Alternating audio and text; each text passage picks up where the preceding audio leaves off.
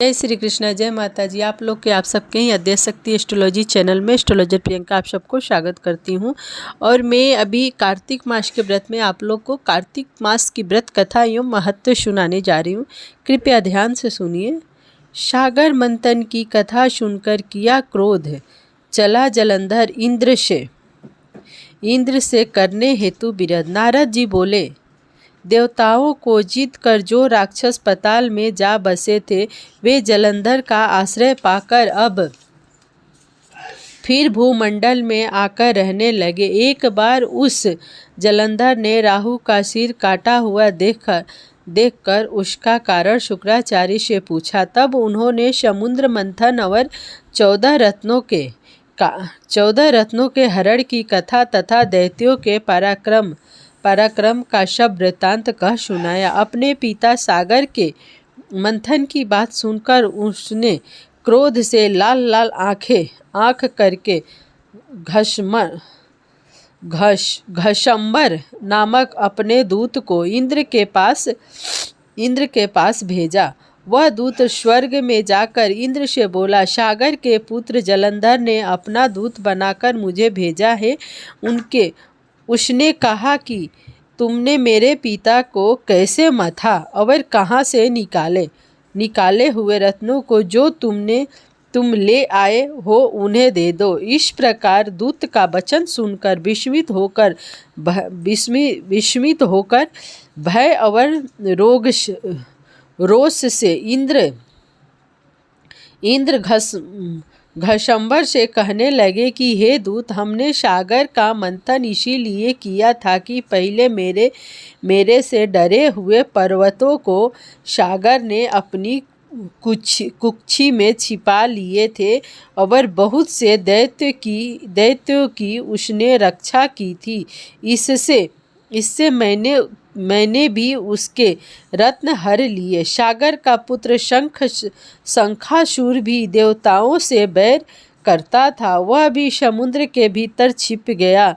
उसको मेरे छोटे भाई ने निहत किया। अब तुम जाओ और समुद्र मथने का कारण जलंधर से कहो। वह दूत इंद्रलोक से विदा हो पृथ्वी पर आया और सब वृत्तांत जलंधर से कहा। दैत्य क्रोध से फुफकारता हुआ देवताओं को जीतने के विचार से चारों दिशाओं तथा पाताल से करोड़ों दैत्य शुंभ निशुंभ आदि सेनाओं के साथ लेकर स्वर्ग में जाकर उसने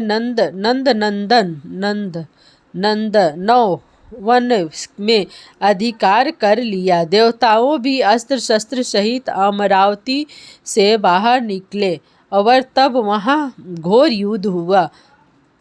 मुसल परीद बाण गदा बर्छी फरसा आदि अस्त्रों से वे एक दूसरे को मारने लगे। दोनों तरफ से हाथी घोड़ा सवार आदि मरने से वहाँ रुधिर की धारा बहने लगी। युद्ध में जितने दैत्य मरे उन सबको शुक्लाचार्य ने अमृत संजीवनी जल वर्षा कर जीवन दिया।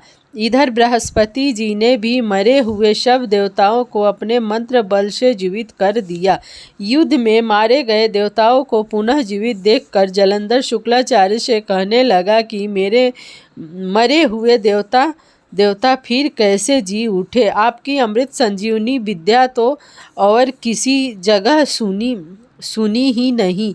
शुक्लाचार्य बोले, हे बृहस्पति ने द्रोणाचार्य से दिव्य औषधियाँ मांगकर इन देवताओं को जीवन दिया है, इसीलिए तुम द्रोणाचार्य की हर लाओ। नारद जी बोले, दैत्येंद्र ने यह सुनकर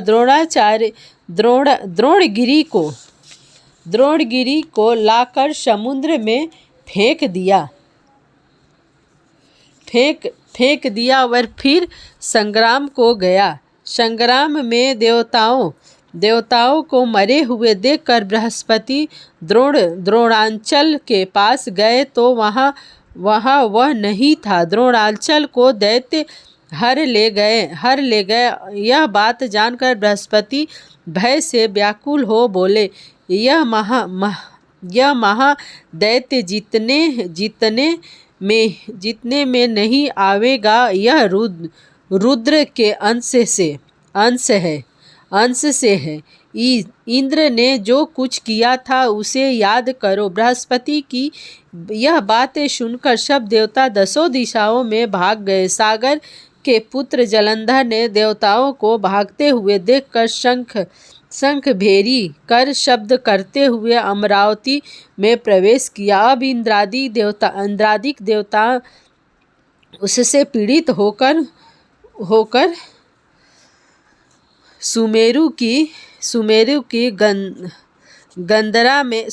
की कंदरा में रहने लगे। सुमेर पर्वत की कंदरा में रहने लगे। देवताओं को जीत कर जलंधर वहां राज करने लगा। तत्पश्चात शुंभादि को समस्त बड़े बड़े देवता के स्थान पर अलग अलग नियत करके वह स्वयं सुमेरु पर्वत की ओर देवताओं से लड़ने लगा।